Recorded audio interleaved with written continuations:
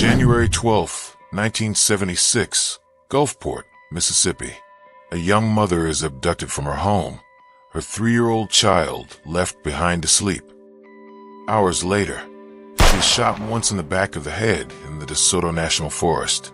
But even after killing her, Richard Gerald Jordan calls her husband, demanding $25,000 in ransom, pretending she is still alive.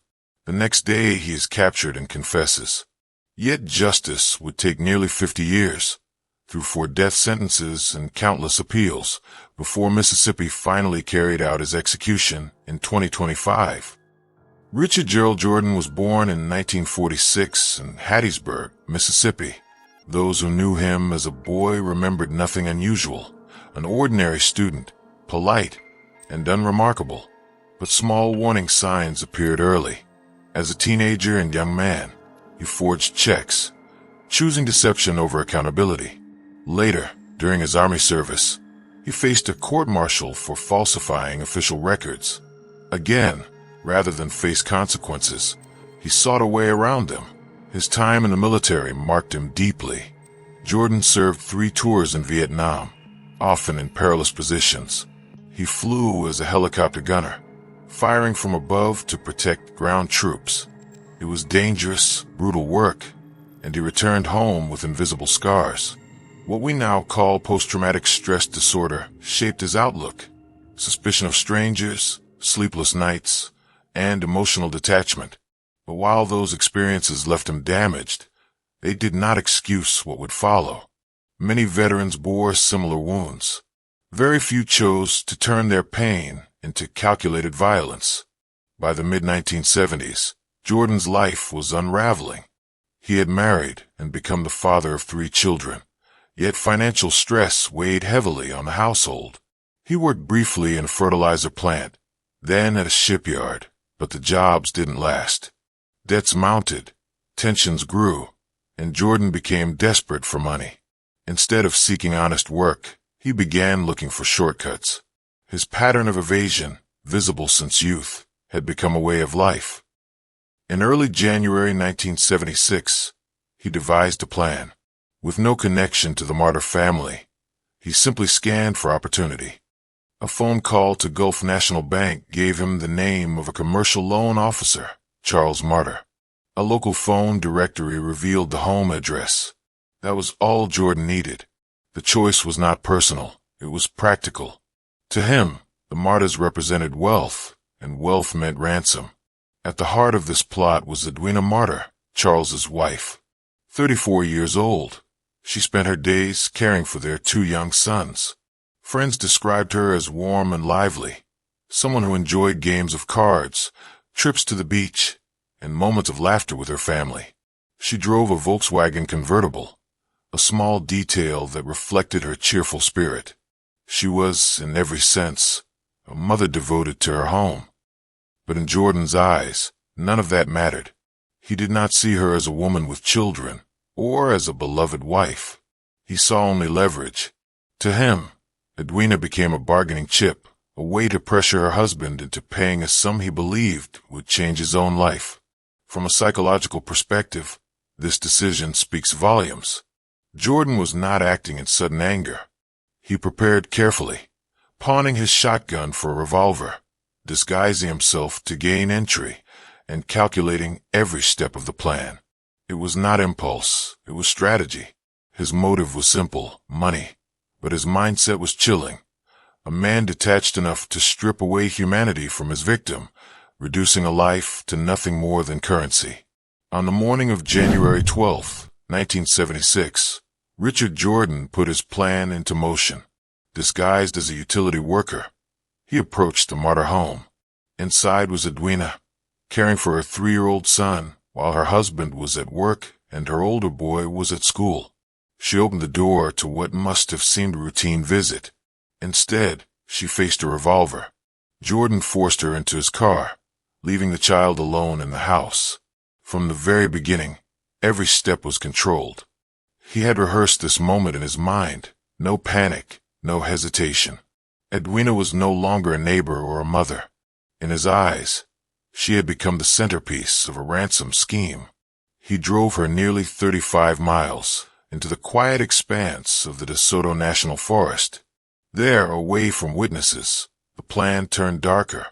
At some point, Jordan fired a single shot into the back of her head. Edwina's life ended in an instant, and with it, any chance of ransom becoming a negotiation. Yet Jordan did not stop. Hours after killing her, he called her husband, Charles, pretending she was still alive. His voice was calm, calculated, even cruel. "Leave $25,000 if you ever want to see her again." He gave instructions for a money drop, as if Edwina were waiting somewhere unharmed. This was not the action of a man overcome by rage. It was deception layered on top of violence, a deliberate act designed to prolong control and extract profit from a life already taken. Psychologically, it showed a chilling ability to compartmentalize. The murder was not the end. It was part of a broader strategy. Over the next 24 hours, Jordan played a cat-and-mouse game with law enforcement. He arranged drop sites, spotted surveillance, and shifted locations. At one point, he even lowered his demand from $50,000 to $25,000, adapting when he sensed the police were close. Each adjustment revealed the same mindset, a man focused on self-preservation, not remorse. Ultimately, his plan unraveled. After failed money exchange and a high-speed chase, Jordan was found in a taxi, carrying most of the ransom money. He confessed quickly, leading officers to Edwina's body and the weapon he had used. The truth was clear. From the moment he entered the Marter home, his path was one of calculation and cold resolve. Richard Jordan's arrest came swiftly. Less than 24 hours after the murder, police tracked him down in a taxi, the ransom money still in his possession. Under questioning, he confessed and led officers to both the body of Edwina Marter and the revolver he had used. The case against him was clear, but the journey through the courts would become one of the longest in Mississippi history. In July 1976, Jordan was tried for capital murder. The jury took only hours to convict him, and under Mississippi law at the time, death was the automatic sentence. But months later, the state Supreme Court struck down such mandatory sentences, ruling that juries must separately consider guilt and punishment. Jordan's sentence was overturned. A second trial in 1977 brought the same result, guilty and again condemned to die. Yet even that judgment was undone. The Fifth Circuit Court of Appeals ruled that the jury had not received proper instructions during sentencing. Once more, Jordan's fate returned to the courts. By 1983, he faced a third sentencing hearing. Again, the outcome was death. But the U.S. Supreme Court later vacated that ruling as well, saying the jury had been barred from hearing evidence that might have weighed in his favor. In 1991, prosecutors offered a plea deal, life without parole, if he would agree to end all appeals. Jordan accepted, but he soon challenged even that sentence, arguing it was not a legal option in Mississippi at the time of his crime. The challenge succeeded. The deal unraveled, and in 1998, after more than 2 decades of litigation, a new jury sentenced him to death for the 4th time. Psychologically, the pattern was telling. Jordan's entire adult life reflected an effort to avoid accountability, whether by forging checks, falsifying records, or later, exploiting every legal avenue to escape the punishment imposed on him. While appeals are right in the American system, his relentless cycle revealed the same mindset he had shown since youth, seeking a way around consequences rather than facing them. For Edwina Marter's family, each reversal meant reliving the crime again and again. What should have been resolved in years stretched into decades. And through it all, Jordan remained on death row, the state's oldest inmate, a man sentenced to die 4 times before the punishment would finally be carried out. June 25, 2025, nearly 50 years after the murder of Edwina Marter, Mississippi carried out the sentence. Richard Gerald Jordan, 79 years old and the state's longest-serving death row inmate, was moved from his holding cell to the execution chamber at Parchman Prison. Hours earlier, He had been given the one small privilege afforded to every condemned inmate: a final meal. His choice was simple, almost ordinary: chicken tenders, French fries, strawberry ice cream, and a root beer float.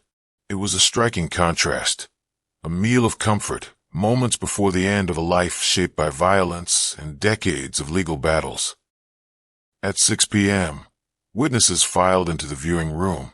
Among them were his wife, Richard Jordan, his attorney, and a spiritual advisor. Across the glass, Jordan lay strapped to the gurney, a white sheet drawn across his body. When asked for last words, his voice was steady. He thanked the prison staff for what he called a humane way of doing this. He turned his words toward Edwina's family, apologizing for what he had done. Finally, he looked to his wife and said, "I love you. I will see you on the other side, all of you." At 6:02, the first drug was administered. Jordan's breathing slowed. A consciousness check confirmed he was no longer aware. By 6:16 p.m., he was pronounced dead. The atmosphere was quiet, almost clinical, yet heavy with the weight of nearly 5 decades.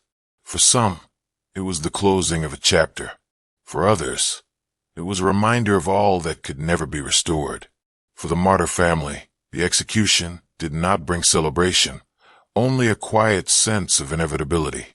Nearly 5 decades had passed since the night their lives were torn apart, and in those years, they had endured 4 trials, countless appeals, and endless delays. Edwina's son Eric, who was just 11 when his mother was taken, spoke plainly before the execution. "It should have happened a long time ago," he said. "I'm not really interested in giving him the benefit of the doubt. He needs to be punished." His younger brother Kevin, only a toddler at the time of the crime, carried few memories of his mother at all. For both men, childhood had been defined not by her presence, but by her absence. Their father, Charles Marter, now in his late 80s, chose not to witness Jordan's final moments. Neither did the 2 sons. Instead, other relatives represented the family in the chamber. Afterward, their spokesman read a statement. "Nothing will bring back our mom, sister, or friend. Nothing can ever change what Jordan took from us 49 years ago." For them, the execution was not closure in the sense of healing. It was closure in the sense of finality. Jordan could no longer delay the process, no longer reopen wounds with another appeal. Yet the hole left by Edwina's death remained, untouched by time. Nearly 50 years passed between the crime and the final sentence carried out. Richard Gerald Jordan's execution closed one of the longest chapters in Mississippi's history, but the loss of Edwina Marter will always remain. What do you think?